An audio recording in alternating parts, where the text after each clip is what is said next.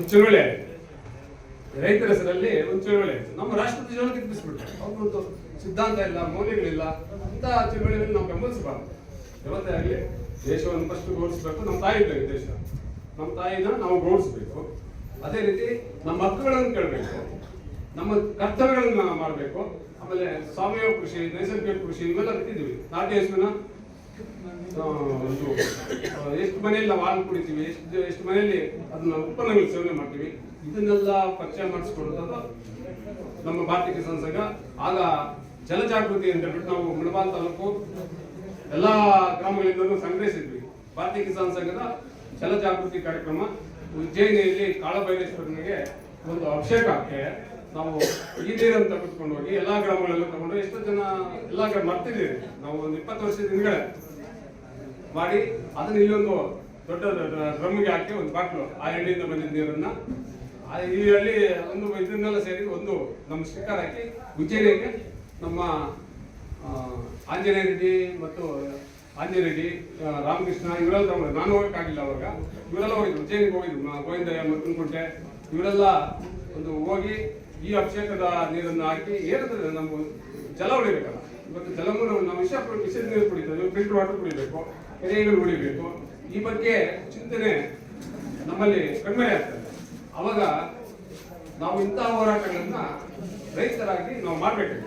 ನಾವು ಇದಕ್ಕೆ ವ್ಯಕ್ತಿಗತ ಆಧಾರಿತ ಯಾರು ಇಲ್ಲ, ಆಮೇಲೆ ಯಾರು ದುಡ್ಡು ಕೊಡೋದಿಲ್ಲ. ನಮ್ಗೆ ನಾವೇ ದುಡ್ಡು ಹಾಕೊಬೇಕು, ನಾವೇ ಒಂದು ಸ್ಟ್ರೈಕ್ ಮಾಡ್ಬೇಕು. ಇವತ್ತು ಸ್ಟ್ರೈಕ್ ಕರೀರಂದ್ರೆ ನಮ್ಗೆ ಏನ್ ಕೊಡ್ತೀವಿ, ಏನು ಲಾಭ ಇದೆಯಾ?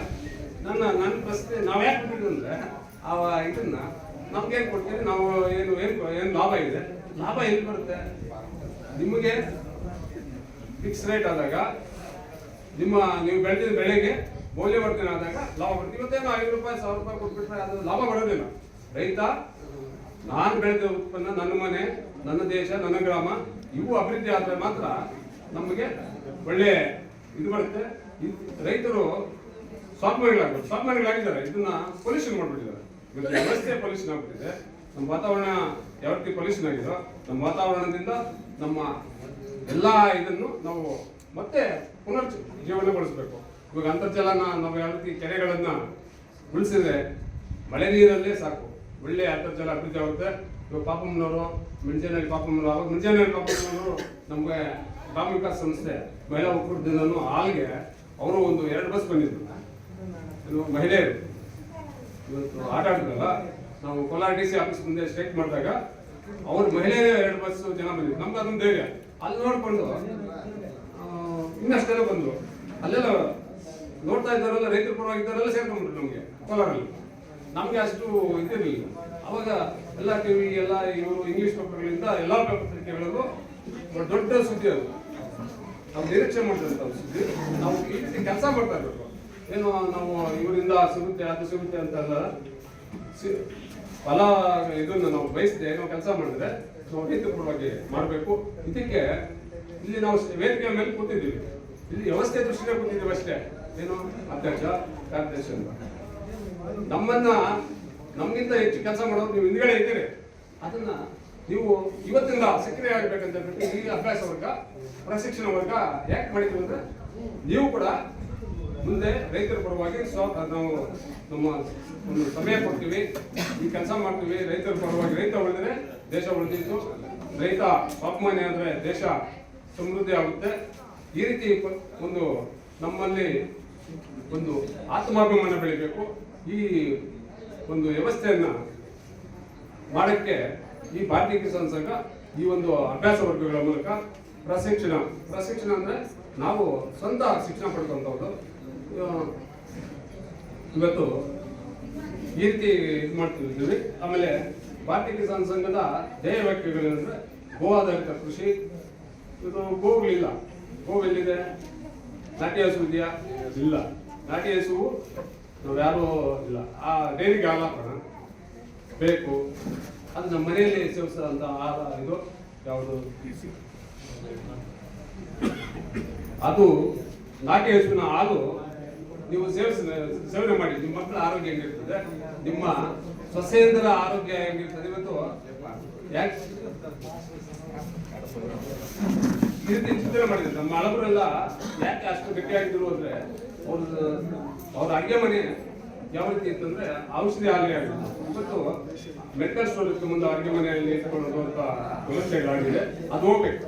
ಅದನ್ನ ಹೋಗ್ಲಾಡಿಸಿ ನಮ್ಮ ಅಡುಗೆ ಮನೆ ರೆಡಿ ಆಗಬೇಕು, ನಮ್ಮ ಮನೆ ಇದಾಗಬೇಕು, ನಮ್ಮ ಗ್ರಾಮ ಸ್ವಚ್ಛ ಗ್ರಾಮ ಆಗಬೇಕು. ಸ್ವಚ್ಛ ಅಂದ್ರೆ ಸ್ವಚ್ಛ ಅಂದ್ರೆ ನಮ್ಮ ಮನೆಯಿಂದ ಆರೋಗ್ಯವಂತ ಸಮಾಜ ಮಾಡಬೇಕು, ನಾವು ಆರೋಗ್ಯವಂತರಾಗಬೇಕು, ನಮ್ಮ ಮನೆ ಆರೋಗ್ಯವಂತರಾಗಬೇಕು, ನಮ್ಮ ಗ್ರಾಮ ಆರೋಗ್ಯವಂತರಾಗಬೇಕು. ಈ ರೀತಿ ಚಿಂತನೆಗಳನ್ನ ಮನೆಗೆ ಒಬ್ಬರಾಗುತ್ತಾ ಒಬ್ಬರೇನಾಗಲ್ಲ. ಪ್ರತಿ ಊರಲ್ಲೂ ಕಿಸಾನ್ ಸಂಘದ ಕಾರ್ಯಕರ್ತರು ಕೆಲಸ ಮಾಡಿದ್ರೆ ಮಾತ್ರ ಈ ಒಂದು ಅಭಿವೃದ್ಧಿ. ಯಾರು ಅಭಿವೃದ್ಧಿ ಆಗ್ತಾರೆ? ಕಿಸಾನ್ ಸಂಘ ಅಲ್ಲ ಅಭಿವೃದ್ಧಿ ಆಗ್ತಾರೆ, ರೈತರ ಅಭಿವೃದ್ಧಿ ಆಗ್ತಾರೆ, ಕಿಸಾನ್ ಸಂಘ ಅಭಿವೃದ್ಧಿ ಆಗ್ತಾರೆ. ರೈತ ಜಾಗೃತಿ, ಗ್ರಾಮ ಜಾಗೃತಿ ಅಂತ ಹೇಳಿ ಹೇಳ್ತೀವಿ. ಆ ಗ್ರಾಮ ಜಾಗೃತಿ ಆಗಬೇಕು. ನಾವು ಈ ಮೂಲಕ ರಾಷ್ಟ್ರಕ್ಕೆ ಒಂದು ಸರ್ವಿಸ್ ಮಾಡಬೇಕು. ಸರ್ವಿಸ್ ಜೊತೆಗೆ ನಾವು ಬೆಳೆದಂತ ಉತ್ಪನ್ನಗಳಿಗೆ ಮೌಲ್ಯ ಲಾಭದಾಯಕ ಬೆಲೆ ಏನು ಫಿಕ್ಸ್ ಟೇಬಲ್ ಎಷ್ಟಾಯ್ತು ಅವನು ಇದೆಲ್ಲ ಹಾಕಿ ಅವನು ಅದ್ರ ಮೇಲೆ ಲಾಭ ಇಟ್ಕೊಂಡಿರ್ತಾನೆ. ಆಗ ನಮ್ಮ ರೈತರಿಗೆ ಒಬ್ಬ ಇಂಜಿನಿಯರು, ಒಬ್ಬ ಡಾಕ್ಟರ್ ಅವರ ಯಾವ ರೀತಿ ಮರ್ಯಾದೆ ಇದೆಯೋ ಆ ರೀತಿ ಮರ್ಯಾದೆ ಸಿಗುತ್ತೆ. ನಾವು ಅದನ್ನ ಕೇಳ್ತಾ ಇಲ್ಲ. ನಮ್ಮ ಉತ್ಪನ್ನಗಳಿಗೆ ಲಾಭ ಕೇಳ್ತಾ ಇಲ್ಲ, ಬೆಂಬಲ ಬೆಲೆ ಕೇಳ್ತಾ ಇಲ್ಲ. ಯಾರು ಬೆಂಬಲ ಬೆಲೆ ಕೇಳಿದ್ರು? ಬೆಂಬಲ ಬೆಲೆಯಿಂದ ನಾವು ಜೀವನ ಮಾಡೋಕ್ಕಾಗುತ್ತಾ? ಆಗಲ್ಲ. ಇದು 300 ರೂಪಾಯಿ ಟೇಬಲ್ ಅಂದ್ರೆ 310 ರೂಪಾಯಿ 15 ರೂಪಾಯಿ ಅಂದ್ರೆ ಅವ್ನಿಗೆ ಲಾಭ ಇರ್ತದೆ. ತಯಾರು ಮಾಡ್ಬೋದು. ಅವ್ನು ಮಾರಾಟ ಮಾಡೋನು ಅದ್ರ ಮೇಲೆ ಲಾಭ ಇಟ್ಕೊಂಡು ಮಾಡಬೇಕು. ಇವತ್ತು ಹೂವು ಮಾರ್ಕೆಟಲ್ಲಿ ಎಲ್ಲಿದೆ ಹೂವು ರೇಟ್ ಇದೆಯಾ? ಹೂವಿಗೆ 6 ತಿಂಗಳಿಂದ ವರ್ಷದಿಂದ ಇಲ್ಲ. ಅದು ನಾವು ತೆಗಿಬೇಕಾದ್ರೆ ಇದೆಯಲ್ಲ, 4 kg 30 ರೂಪಾಯಿ ಕಮ್ಮಿ ಕೊಡ್ತಾ ಇಲ್ಲ. ಅದು ರೈತನ ತೋಟದಲ್ಲಿ ಇವತ್ತು ಎಳ್ನೀರು, ಇವತ್ತು ಮೆಟ್ಟೂರು ಕಡೆ ಎಳ್ನೀರಿಗೆ ಹೋಗ್ತಾ ಇದ್ರು. ಅವ್ನು ಕೇಳಿದೆ ಎಷ್ಟಪ್ಪ ತಗೊಂತೀರ ಎಳ್ನೀರು ಅಂತ, ಕಾಯಿ 13 ರೂಪಾಯಿ ಅಂತ. ಇಲ್ಲೆಷ್ಟು? 50 ರೂಪಾಯಿ. ಅಲ್ಲಿ ಎಷ್ಟಾಯ್ತು ಡಿಫ್ರೆನ್ಸು? ನಾವು ಯೋಚನೆ ಮಾಡ್ತಾ ಇದೀವ? ಈ ರೀತಿ ಯೋಚನೆ ಮಾಡುತ್ತಾ ಈ ವ್ಯವಸ್ಥೆ ರೈತರಲ್ಲಿ ಬರ್ಬೇಕು. ಯಾಕೆ ಇಲ್ಲಿ ಅವನು 6 ತಿಂಗಳು 1 ವರ್ಷ ಆಗುತ್ತೆ ಎಳ್ನೀರು ಬೆಳೆಯಕ್ಕೆ ಕಾಯಿ 13 ರೂಪಾಯಿ ಅವ್ನು ತೋಟದಲ್ಲಿ ಕೊಡ್ತಾನೆ, 12 ರೂಪಾಯಿ ಕೊಡ್ತಾನೆ. ಇವತ್ತು ಪ್ರೆಸೆಂಟ್ ನಾನು ಹೇಳ್ತಾ ಇರೋದು. ಈ ಬಗ್ಗೆ ಯೋಚನೆ ಮಾಡಿಲ್ವ? ಯೋಚನೆ ಮಾಡಿಲ್ವಾ? ಆಮೇಲೆ ನಾವು ಕೃಷಿ ಬಗ್ಗೆ ಇದು ಮಾಡ್ತೇವೆ, ಯೋಚನೆ ಮಾಡ್ತೀವ. ದೇಶದಲ್ಲಿ ಅಲ್ಲೇನೋ ಡೆಲ್ಲಿಯಲ್ಲಿ ಹಿಂಗಾಯ್ತು, ಈ ಪಕ್ಷದವ್ರು ಹಂಗಾಯ್ತು, ಆ ಪಕ್ಷದವ್ರು ಹಿಂಗೋದ್ರು, ಈ ಬಗ್ಗೆ ಯೋಚನೆ ಮಾಡ್ತಾ ಇದ್ವಿ ಹೊರತು ನಮ್ಮ ಬೆಳೆದಿದ್ದಕ್ಕೆ ರೇಟ್ ಇಲ್ಲ ಅಂತ ಯೋಚನೆ ಮಾಡ್ತಾ ಇದ್ವಾ? ಇಲ್ಲ. ಈ ತರ ಯೋಚನೆ ಮಾಡೋಂಥ ವ್ಯವಸ್ಥೆ ನಾವಾಗಬೇಕು. ಯಾರೋ ಬಂದು ಮಾಡಲ್ಲ. ನಮ್ಮ ಮನೆಯನ್ನು ಸರ್ ಮಾಡ್ಬೇಕಾದ್ರೆ ಪಕ್ಕದವ್ರನ್ನವ್ರು ಆಗಲ್ಲ, ಪಕ್ಕದ ಮನೆಯವರು ಆಗಲ್ಲ. ನಮ್ಮ ಮನೆ ಫಸ್ಟ್ ನಾವು ಸರ್ ಮಾಡ್ಕೊಬೇಕು, ನಮ್ಮ ಊರನ್ನು ನಾವೇ ಸರ್ ಮಾಡ್ಕೊಬೇಕು, ನಮ್ಮ ದೇಶ ನಾವೇ ಕಾಪಾಡ್ಕೊಬೇಕು, ನಮ್ಮ ಪರಿಸರವನ್ನು ನಾವೇ ಕಾಪಾಡಬೇಕು, ನಮ್ಮ ಕೆರೆಗಳನ್ನು ನಾವೇ ಮಾಡಬೇಕು. ಈ ರೀತಿ ಚಿಂತನೆಗಳನ್ನ ಭಾರತೀಯ ಕಿಸಾನ್ ಸಂಘ ಎಲ್ಲರಲ್ಲೂ ಇದೆ. ಅದು ಮರ್ತು ಬಿಟ್ಟಿದ್ವಿ. ನಮಗೆ ಯಾವ ರೀತಿ ಅಂದ್ರೆ ಈ ಕೆಲವರಿಗೆ ಅವತ್ತಿಂದ ಒಂದು ಇದೆ ಶಾಪ ಅಂತ. ಆ ತರ ಶಾಪ ನಮ್ಮ ರೈತರು ಇದಕ್ಕೆ ಬಂದಿದೆ. ಅದನ್ನ ನಾವು ಎಚ್ಚರಿಸಬೇಕು. ಇವಾಗ ಆಂಜನೇಯನ ಬಲ ಆಂಜನೇಯನ್ ಗೊತ್ತಿಲ್ಲ, ರೈತರ ಶಕ್ತಿ ಗೊತ್ತಿಲ್ಲ. ಈ ತರ ಒಂದು ನಮ್ಮಲ್ಲಿ ಇರುವಂತ ಶಕ್ತಿ ಎತ್ತರೆ. ರೈತ ಜಾಗೃತಿ ಆದ್ರೆ ದೇಶ ಅಭಿವೃದ್ಧಿ ಆಗುತ್ತದೆ. ನಮ್ಮ ಹಕ್ಕುಗಳು ಅಟ್ಲೀಸ್ಟ್ ಒಂದೇ ಸತಿ ನಾವು ಜಂಪ್ ಮಾಡಕ್ಕೆ ಇಷ್ಟು ದಿವಸ ಮರ್ತು ಬಿಟ್ಟಿದ್ದೀವಿ. ನಮ್ಮ ಹಂತವಾಗಿ ನಾವು ಕೇಳಬೇಕು. ಇವತ್ತು ಇವರು ಆಶಾ ಅಂಗನವಾಡಿ ಕಾರ್ಯಕರ್ತರು ಎಷ್ಟು ಸಂಬಳ ಸೇರಿದ್ರು? 500 ರೂಪಾಯಿ. ಅವ್ರು ಸ್ಟ್ರೈಕ್ ಮಾಡಿದಕ್ಕೆಲ್ಲ 500 ರೂಪಾಯಿ 250 ಸೇರಿ ಅವ್ರು ಸ್ಟ್ರೈಕ್ ಮಾಡಿದಕ್ಕೆ ಎಷ್ಟು ಹೋಯ್ತು? ಇವತ್ತು 10,000 ಮೇಲೆ ಕ್ರಾಸ್ ಆಗಿದಾರಲ್ವಾ? 15,000 ಕ್ರಾಸ್ ಆಗಿದ್ದಾರೆ. ಅದು ನಾವು ಎಲ್ಲರೂ ಕೇಳಿದ್ದೀವ? ನಮಗೆ ಬೆಂಬಲ ಬೆಲೆ ಕೇಳ್ತೀವಿ ಹೊರತು ಲಾಭದಾಯಕ ಬೆಲೆ ಕೇಳಿಲ್ಲ, ಫಿಕ್ಸ್ ರೇಟ್ ಕೇಳಿಲ್ಲ. ಫಿಕ್ಸ್ ರೇಟ್ ಕೇಳಬೇಕು, ಒಂದು ಕೃಷಿ ನೀತಿ ತರಬೇಕು. ಈ ರೀತಿಯಲ್ಲಿ ನಮ್ಮ ಗ್ರಾಮಗಳಲ್ಲಿ ನಾವು ಸಮಿತಿ ಮಾಡ್ಬೇಕು. ಗ್ರಾಮ ಸಮಿತಿಗಳಂದ್ರೆ ಗ್ರಾಮ ಸಮಿತಿ ಯಾಕೆ ಇರ್ಬೇಕಂದ್ರೆ TC ಹೋಯ್ತು. ಏನ್ ಮಾಡ್ತಾರೆ ನೀವೆಲ್ಲ? ಇವತ್ತು ಹೋಗಿ ಕಿತ್ತೂರಿ ಅವ್ರು ಬಂದಿಲ್ಲ. ನಾವು ಕಿತ್ತೂರಿ ಅವ್ರು ಇದೀರಾ ಏನಂದ್ರು? AWE ನಾನು ಕಳ್ಸಿದ್ದೆ. ಇವರೆಲ್ಲ ಕಾಂಗ್ರೆಸ್ 3 HP ತಗೊಂಡ್ಬಿಟ್ಟು 10 HP 15 HP ತಗೊಂಡಿದ್ದಾರೆ ಅಂತ. ಇವ್ರಿಗೆ ನಾನು ಫಸ್ಟ್ ಹೋಗಿ ಅಂತ ನಾನು ಸ್ವಲ್ಪ ಲೇಟ್ ಆಗೋದೆ. ಆಮೇಲೆ ನಾನು ಹೇಳಿದೆ AWE ಅವರೇ ವಾಪಸ್ ತಗೊಳ್ಳಿ ಬಂದು. ಅವರೆಲ್ಲ ಕಳ್ರು, ನೀವು ರೈತರೆಲ್ಲ ಕಳ್ರು. ಅವರು ಬೆಳೆದಿದ್ದ ತರಕಾರಿ ನೀವು ಕಮ್ಮಿ ರೇಟಿಗೆ ತಿಂತಾ ಇದ್ರಿ. ಅವ್ರು ಬೆಳೆದಿದ್ದ ತರಕಾರಿ ದವಸ ಧಾನ್ಯಗಳು ಕಮ್ಮಿ ರೇಟಿಗೆ ನಿಮ್ಗೆ ಸಿಗ್ತಾ ಇದೆ. ನಿಮ್ಮ ಸಂಬಳ ಮಾತ್ರ ಹೆಚ್ಚಾಗಿದೆ. ಅವರ ಶ್ರಮ ನೀವು ತಿಂತಾರೋ ಕಂಡ್ರು ನೀವು ಅಂತ ಹೇಳಿದ್ರು. ಇವರು ಬಂದಿದ್ರು. ಯಾಕಂದ್ರೆ ಆಮೇಲೆ ಇವರು 3 HP ತಗೊಂಡಿದ್ರು ಕರೆಂಟ್, 3 HP ಕರೆಂಟ್ ತಗೊಂಡಿದ್ದಾರೆ, 15 HP ಹಾಕೊಂಡಿದ್ದಾರೆ ಮೋಟ್ರು. ರೈತರು ಹಾಕೊಂಡಿರ್ತೀವಿ ನಾವು, ಹೌದಲ್ವಾ? ಅಲ್ಲಿ ಹೋಗ್ಬಿಟ್ಟು ಲೈನ್ ಮೇಲೆ ಬಂದ ತಕ್ಷಣ ಏನ್ ಹೇಳ್ತೀವಿ, ನೀನು 500 ಹಾಕು, ನಾನು 1000 ಹಾಕ್ತೀನಿ, ಏನೋ ಅಂತ ಕಲ್ತದ ಮಾಡಿದಂಗೆ ಒಂದು ನಮ್ಮ ಮಾಮೂಲಿ ಕೊಟ್ಬಿಟ್ಟು TC ಹಾಕೋದು. ಎಷ್ಟು 15,000 20,000 ಯಾಕೆ ಕೊಡ್ಬೇಕು? ನಮ್ಮ ಭಾರತೀಯ ಸಂಸದ ಇವತ್ತಲ್ಲ, ನಾವು 2000 ನಮ್ಮ ಹಳ್ಳಿಯಿಂದ ನಾವು ಯಾರಿಗೂ ಇವತ್ತು ದುಡ್ಡು ಕೊಡೋಲ್ಲ. ನಮ್ಗೆ ಅವರೇ TC ಹಾಕ್ಬಿಟ್ರು, ಇವ್ರು ಬಂದ್ರೆ ಇನ್ನು ಬೇರೆ ರೈತರು ಕಳ್ಸಿಬಿಡ್ತಾರೆ. ನಾವು ಫುಲ್ಲಿ ಕೂಡ ದುಡ್ಡು ಕೊಡ್ತಾ ಇಲ್ಲ.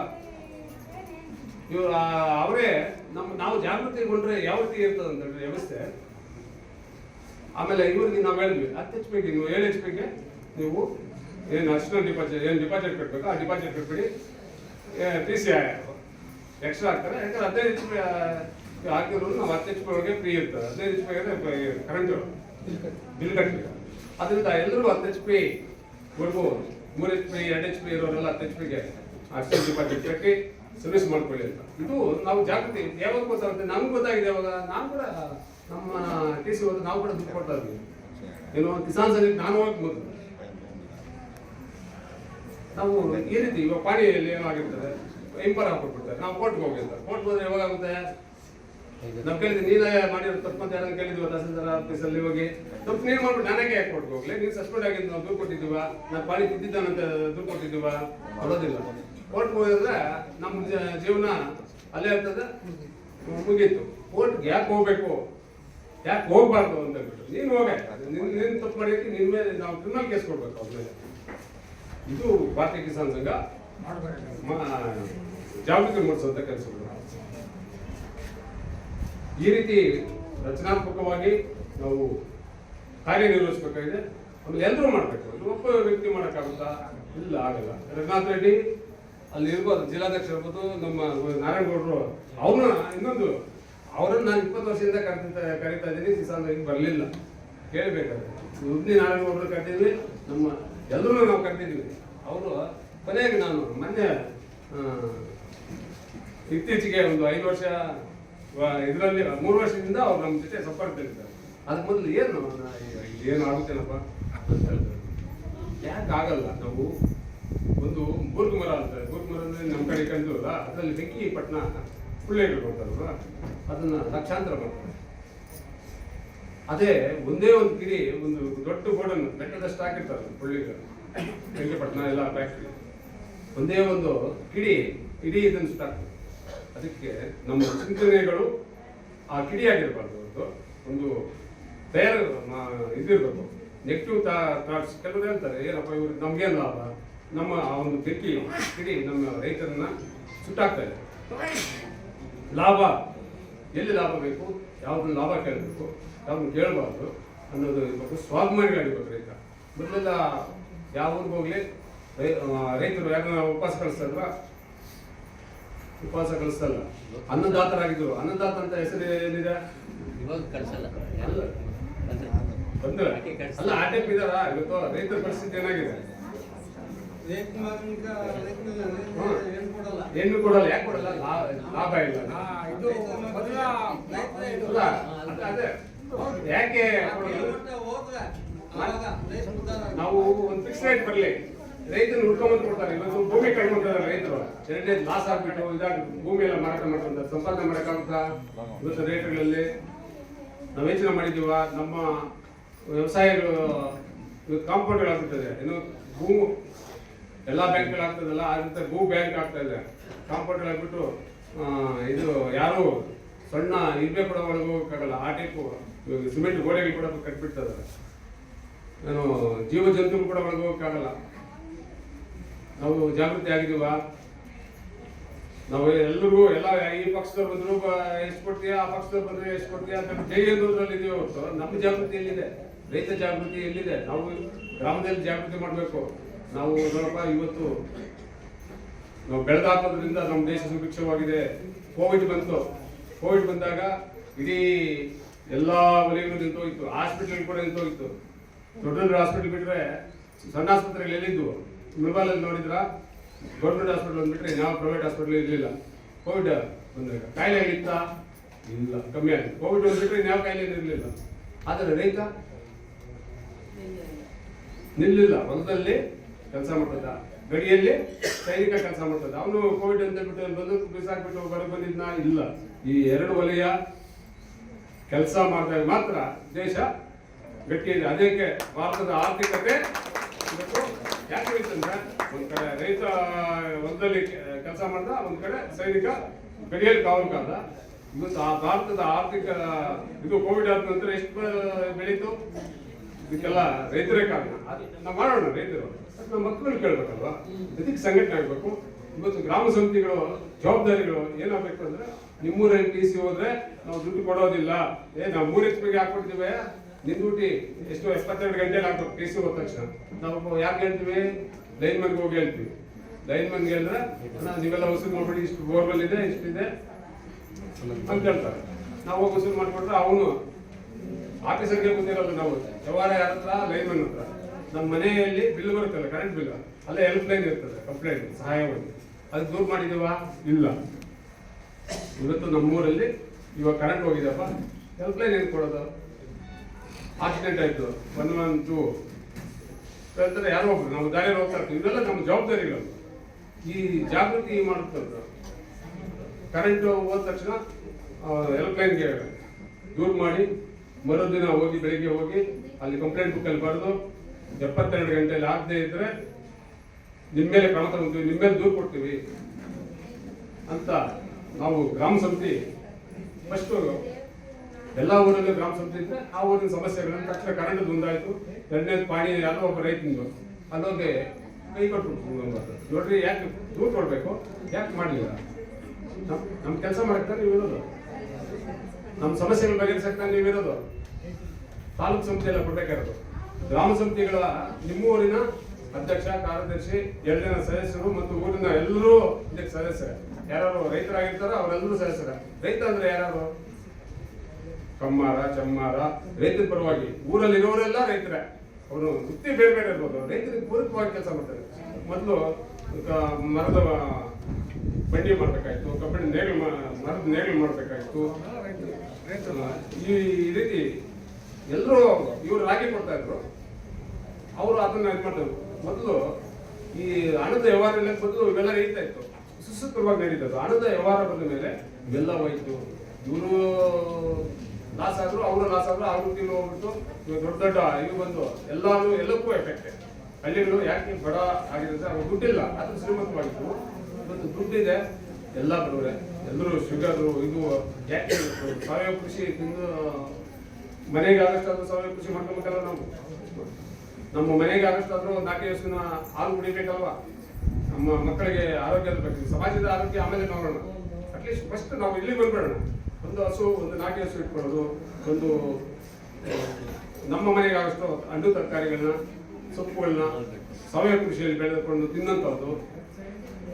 ನಾವು ಮಾರ್ಕೆಟ್ಗೆ ಹಾಕೋದು ಆಮೇಲೆ ಯೋಚನೆ ಮಾಡೋಣ, ಅದು ಹೋಗ್ತಾ ಇರಲಿಲ್ಲ. ಫಸ್ಟ್ ಇದಕ್ಕಾದ್ರೂ ನಾವು ಇದು ಮಾಡಿ ಬರ್ಬೇಕಲ್ಲ ವಾಪಸ್ಸು. ಇದನ್ನ ಭಾರತೀಯ ಕಿಸಾನ್ ಸಂಘ ಒಂದು ಜಾಗೃತಿ ಮೂಡಿಸಿ,